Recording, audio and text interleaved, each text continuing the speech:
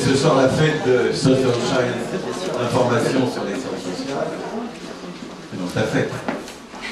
Et donc nous allons te faire ta fête. Mais nous allons surtout te remercier. C'est les premiers mots que je voudrais dire. Je trouve vraiment que cette revue est superbe. Que tu en as fait un journal de référence, mondialement respecté, mondialement reconnu. Et donc que nous fêtions 50 ans. C'est pas mal, c'est pas mal. Et donc je pense que la première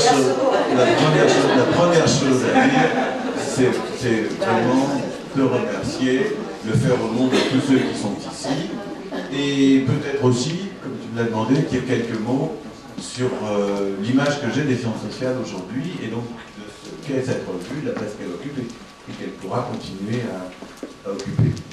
La première chose qui me frappe aujourd'hui, c'est qu'il y a dans les sciences sociales un retour, un désir de théorie, je vais le dire comme ça.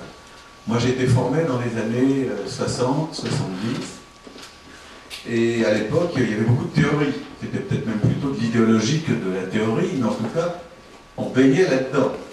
Et par conséquent, c'est très important, un chercheur dans les années, disons, 70, au moment où j'ai commencé à faire mes premiers pas en sociologie, un chercheur en sciences sociales, c'est quelqu'un qui pouvait avoir une compétence précise sur un problème, dans un domaine ou dans un autre, mais qui était capable d'inscrire son travail dans des débats beaucoup plus généraux, des débats politiques, des débats historiques, des débats théoriques. Et puis est venue une sorte de dégoût pour la grande théorie, une sorte de rejet, pas généralisé bien sûr, enfin quand même, et les années 80, 90, même 2000, ont été un peu les années de la décomposition des paradigmes, des modes d'approche qui définissaient la vie intellectuelle dans nos disciplines, et aussi bien sûr des années où s'ébauchaient, commençaient à se reconstruire un certain nombre de choses.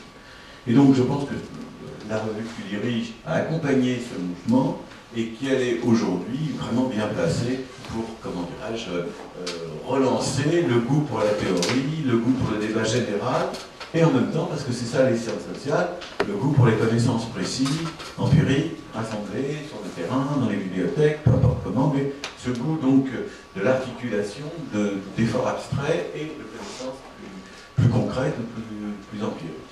Ça c'est la première chose. La deuxième chose, c'est que ce pays, la France, a eu plus de difficultés que d'autres à rentrer dans un certain nombre de grands débats qui sont mondiaux. Alors nous, on a la chance, à la Fondation Maison des Sciences de l'Homme, et donc dans ta revue, on a la chance d'avoir toujours été très international, ouvert au monde, d'avoir toujours été partie prenante de grandes discussions, mais quand même, ce pays a eu la peine en particulier, je dis pas seulement pour les sciences sociales, mais a eu de la peine à accepter de parler en termes, comment dirais-je, autres que de pure anxiété, de la mondialisation, de la globalisation. Et donc, il me semble qu'aujourd'hui, les choses commencent à changer, qu'on accepte de réfléchir, de penser global, si je peux dire, qu'on accepte de réfléchir en se disant que les problèmes, même les plus limités, ont quelque chose à voir avec des logiques planétaires beaucoup plus larges. Et là aussi, dire ces quelques mots dans un tel lieu, je salue évidemment Jean-Luc Lauré qui préside à son destin, dire ces quelques mots ici, c'est peut-être souligner le caractère un peu exceptionnel de ce que nous faisons, parce que là encore, il y a toujours eu cette ouverture. Et donc la deuxième remarque, c'est pour dire que cette revue a toujours été ouverte, je dirais même, ça peut sembler idiot, mais à la diversité, on peut y écrire en français ou en anglais. C'est formidable d'avoir deux langues de communication, et que ce soit possible, qu'un éditeur de langue anglaise accepte de soutenir un tel projet, ça indique bien qu'on est dans le coup, si je peux dire. Alors, je ne vais pas parler beaucoup plus longuement, mais aussi bien parce que nous avons le désir, je crois, d'articuler la recherche théorique et la recherche plus concrète, que nous avons le désir de nous ouvrir au monde, de penser en fonction du monde et pas simplement de notre petit hexagone.